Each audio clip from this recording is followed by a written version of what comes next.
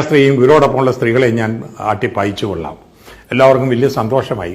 ഈ പോലീസ് ഉദ്യോഗസ്ഥനകത്തേക്ക് വരുമ്പോൾ കാണുന്നത് മരിക്കാൻ വേണ്ടി ശരീരം കിടന്നിങ്ങനെ ഒലയുന്ന ഒരു അർദ്ധപ്രാണാവസ്ഥയിൽ നിൽക്കുന്ന ഒരു രോഗിണിയാണ്.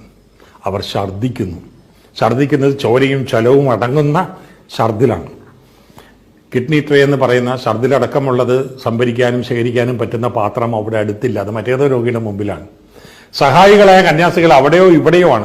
ഇവർ ഛർദ്ദിക്കാൻ ഓങ്ങുന്നു എന്ന് പറഞ്ഞപ്പോൾ അതിനുവേണ്ടി കിഡ്നി ട്രേക്ക് വേണ്ടി അലഞ്ഞ് അന്വേഷിച്ച് സമയം കളയാതെ ഈ മദർ തെരേസ തന്റെ ശുഭ്ര വെണ്മയാർന്ന കരങ്ങൾ ഒരു കുമ്പിൾ പോലെ നീട്ടിക്കൊണ്ട് അവരുടെ ഛർദ്ദിൽ ഏറ്റുവാങ്ങി. എന്നിട്ട് അത് കൊണ്ടുപോയി കൈ കഴുകിയതിനു ശേഷം ഓടി വന്ന് ഇവരുടെ നെഞ്ചിൻ തടവുന്നു.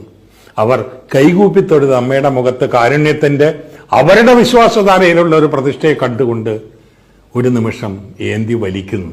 തൊട്ടടുത്തിരുന്ന ഇവരുടെ അതേ മതത്തിൽപ്പെട്ട മറ്റൊരു രോഗിയോട് അന്ത്യസമയത്ത് നിങ്ങൾ ചൊല്ലാറുള്ള കീർത്തനമോ പ്രാർത്ഥനയോ എന്താണെന്ന് വെച്ചാൽ ജപിക്കൂ എന്ന് ആവശ്യപ്പെടുന്ന മദർ. ഈ മദറിനെ നോക്കി തൊഴുതുകൊണ്ട് നിത്യനിദ്ര പോകുന്ന ഈ രോഗി. മദർ അവരുടെ കണ്ണ് മെല്ലെ തിരുമ്മി അടച്ച ശേഷം അവരെ നീണ്ടു നിവർത്തി കിടത്തി അവർക്ക് വേണ്ടി മുട്ടുകുത്തി നിന്ന് തന്റെ വിശ്വാസധാര പ്രകാരമുള്ള പ്രാർത്ഥനകൾ അനുഷ്ഠിക്കുന്നത്. ഒപ്പം അവിടെയുള്ള മറ്റ് സഹോദരന്മാരോട് ഇവർ വിശ്വസിച്ചിരുന്ന ആചാരാനുഷ്ഠാനങ്ങൾക്കൊത്ത മൃതസംസ്കാരം ഇവർക്ക് ലഭിക്കുന്നതിന് വേണ്ട ഏർപ്പാടുകൾ ചെയ്യൂ എന്ന് നിർദ്ദേശിക്കുന്നത്. ഇത്രയും ചെയ്ത ശേഷം മദർ തിരിഞ്ഞു നോക്കുമ്പോഴാണ് യൂണിഫോമിട്ടായി പോലീസ് കമ്മീഷണറെ കാണുന്നത്. അയാൾ തൊപ്പി ഊരി തലകുനിച്ച് ഈ മൃതശരീരത്തെ അഭിവാദ്യം ചെയ്ത ശേഷം അമ്മയെ നോക്കി പുഞ്ചിരിച്ചു. ഞാൻ മതപരിവർത്തനം നടത്തുകയായിരുന്നു.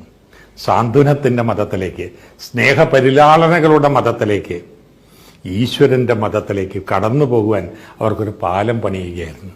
പരിവർത്തനം ചെയ്തത് അവരെ തന്നെയാണ്. ഈ സമൂഹം അവർക്ക് നൽകാതെ പോയ സ്നേഹം കൊടുക്കാൻ എനിക്ക് ദൈവം തന്നൊരു നിയോഗമായി മാത്രം ഞാനിതിനെ കാണുന്നു. ഒരു നിമിഷം അമ്മയുടെ മുഖത്ത് നോക്കി ഒരു ആത്മനിർവൃതിയോടെ പുഞ്ചിരിച്ച ശേഷം കമ്മീഷണർ പുറത്തേക്ക് വന്നിട്ട് പറഞ്ഞു, നിങ്ങൾ ആരോപിക്കുന്നത് പോലെ മതപരിവർത്തനം അവർ ചെയ്യുന്നില്ല. കുറെ രോഗികളെ ശുശ്രൂഷിക്കുന്നുണ്ട്, ശരിയാണ്. പക്ഷെ അത് വേണ്ടെന്ന് വെക്കാൻ പറയാൻ പറ്റില്ല. നിയമപരമായ തടസ്സങ്ങളൊന്നുമില്ല ആരെങ്കിലും സഹായിക്കുന്നതിന്. പക്ഷെ എന്തിനാണ് ഒരു വിദേശ വനിത, ഒരു കന്യാസ്ത്രീ വന്ന് നമ്മുടെ ഈ ക്ഷേത്ര പരിസരത്ത് ഇങ്ങനെ ഒരു ആലയം നടത്തുന്നത്? അവരെ പറഞ്ഞുവിടാം, അവരോടൊപ്പമുള്ള സന്യാസിനികളെയും പറഞ്ഞുവിടാം. പക്ഷേ അവിടെ കിടക്കുന്ന രോഗികളൊന്നും ക്രിസ്ത്യാനികളല്ല. 99% ഹൈന്ദവരും മുസ്ലിങ്ങളുമാണ്. അവരെ ശുശ്രൂഷ അറിയിക്കുന്നു. അതുകൊണ്ട് സുഹൃത്തുക്കളെ, നിങ്ങൾ നിങ്ങളുടെ വീടുകളിലേക്ക് പോകൂ. നിങ്ങളുടെ സഹോദരിമാരെ, ഭാര്യമാരെ, അമ്മമാരെ ഇവിടേക്ക് കൊണ്ടുവരൂ. ഇവരുടെ മലമൂത്ര വിസർജനങ്ങളും ഛർദ്ദിലുകളും തുടച്ചു മാറ്റി ഇവരെ ശുശ്രൂഷിക്കുന്ന കർമ്മം അവർ ഏത് നിമിഷം പരമേൽക്കുന്നു ആ നിമിഷം ഞാൻ ഇവരെ പറഞ്ഞുവിടാം. ഉത്തരം പറയാനാവാതെ തലതാഴ്ത്തി അവർ പിൻവാങ്ങിയത്രേ. അവർ മതപരിവർത്തനം നടത്തുന്നു എന്ന ആരോപണം അവർക്ക് ശേഷവും ഇവിടെ ഉന്നയിക്കപ്പെട്ടിട്ടുണ്ട്.